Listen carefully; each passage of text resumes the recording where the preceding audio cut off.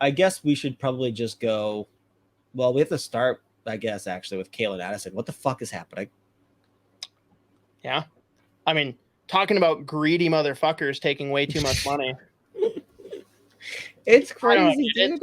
It's hysterical to me, though, that, like, everyone seems like they're talking out of both sides of their mouth. Like, the Wild need him to be the power play quarterback. Like, they need him to work out. Defense. But he should take the bare minimum and say thank you and go out and prove it. Like, no, that's not how that works. Like, you can't. That's literally how. That's how nothing works. Like nothing. Like that is how LaPanta like describes it. He's like, yeah, like they need him to be good on the power play and like, yeah, all this. But he should smile, say thank you very much, lick some white dog shit, and then take the minimum offer, his QO. And it's just like, dude, that's not how it works. And like, oh, he's a bad teammate. The players are gonna turn on him. Like, yeah, dude, because they're gonna really, really look at him and be like, you greedy motherfucker. You want 900K instead of 700? Fucking loser. Yeah. So this is what's really interesting now. Like, I can't imagine the Wild were actually banking on him taking his QO. What was it, like 7 something? I think it was like 783. Which is crazy. Like, I know that people have. Oh, but he didn't play for the last like 30 games. Okay, look at the numbers he put up before he got benched for no fucking reason. Right. So the guy that they brought in that couldn't even adequately replace him made, what is he making? 4.5 with Toronto? Isn't that what it is? Mm-hmm. Like, fuck right off. And obviously they're in a cap crunch. Like, this is a huge problem. You and I were talking about it before the show, and you're like, they're not going to be able to call anyone up. Period. No, literally. So this is what we needed to, like, I don't really know. You'd have to imagine that there's some idea or plan or something. Well, I can tell you what the plan is. I mean, if he wants $1 million, they can't call anyone up. They can't carry an extra forward. Oh, I mean, I don't know. Yeah. Like, that's the thing. Like, if they can give him $1 million, that either means someone's injured and is going to be on IR, long-term IR, which isn't the case. Well, plus they want they're moving somebody back.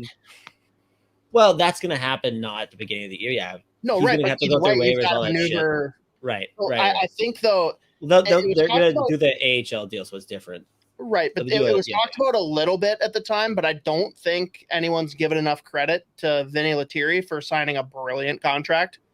He literally took the minimum he could on an NHL deal so that he would be the guy that could get called up, and he's just getting stupid fucking AHL money that if he's stuck down there, at least he's getting paid. He got paid crazy in Providence in the AHL last year. I think his like AHL deal was like, by him. I think his AHL deal was like 300. His grandpa must have like been a GM at one point or something. I don't know. Right. Yeah. But either way, I mean, fucking Jesus Christ. Like, I'm Team Addison. I'm never gonna say anything bad about him. So you need to speak objectively because no one will listen to a thing I say. I'm sorry. A good power play quarterback is worth at least what, $2 million?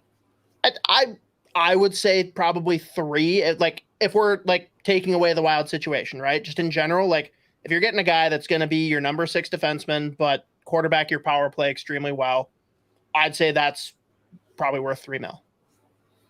I'm not saying that's what he should get. I'm just saying like people are fucking ridiculous. Yeah, I'm over it. Yeah, I mean, I think if you're Minnesota and you look at the power play last year, obviously, because Addison played a big part of it at one point, at least, was fine / good. But I think on a team with legit playoff aspirations and like not just a first round, like not just get in, not just a first round bounce again. Right. You can't. I mean, a third pair defenseman, it's hard to be like, yeah, over $2 million. Totally. But that's completely irrelevant because we're talking about a guy possibly asking for $1 million fucking dollars. And he's a greedy piece of shit. Yeah. People can say what they want about him. Listen, he was a massive part of that team, even if it was as a power play specialist. He's young enough. I think there's room to grow defensively. He's a very good skater. He's a right shot defenseman. He is your best power play quarterback option. Like, it's not even close. Like, if people don't anyone- understand, like, oh, what? Spurgeon's good. No, like, no. If anyone is trying to suggest that he is worth nothing, I think at this point, I'm not even going to argue with you. Whatever. Well, but then it's, oh, he's such a piece It's of crazy. shit. He got scratched at the end of the year. He should accept his QO, or we should trade him for a first and a prospect. It's like, shut the fuck up. Yeah, it's Like, crazy. I have to assume at that point that it's like satire or parody. Like, they're fucking around, but I don't know. There's people out there that are probably. I've always found it like it's and again, I will say this every time that I criticize any fan how you want, say whatever you want. I don't have a problem with you. If you argue with me, that's when I'm going to come back and be like, okay, like, listen, if you're just going to be a fan and you want to talk shit, I don't care. But I've always found that argument ends up being, you have to be good at the power. That's a bare minimum. But you also need to be able to shut down the other team's top six. And if you don't earn it, or you're not good defensively, that means you're not trying. You don't care about the game. You're a loser. You'd rather be out drinking with your buddies, going out to the club, hanging out with girls. It's like, okay, so like, And I mean, it's also super easy to transition into the NHL and play solid defense. As a defenseman. Very much noted. Yeah, like, everyone knows that's the easiest thing in the world. So I get it. And listen, if Calen at this point with the Wild's roster, if he is only good on the power play, guess what? He's a big part of the team. So, like, right, you saw the difference. It is what it is. It is what it is. But you know what? We'll see what happens. I don't really know how they're going to do it. I don't know what exactly he wants for money. But if he's asking for less than 1.5, he's worth less than what he's worth, at least anywhere from 1 to 1.5. Totally get the Wild. They're like, well, we can't really do that. No, At the same time, I'm like, well, did you think he was going to take that fucking QO? Did you really think he was going to take that? But no, did you die?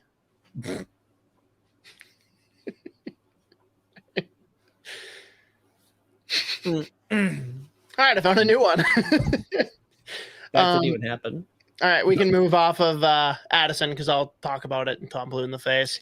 My last thing, the Addison thing, the idea of a Merrill Goligoski third pair scares the fucking dog shit out of me. That means Faber's gonna have to play at least 27 minutes a night. I mean, that's already been locked in, basically. And I mean, is it realistic to move Merrill and or Goligoski? And do you want to do so? Like, is that the path to making the cap work?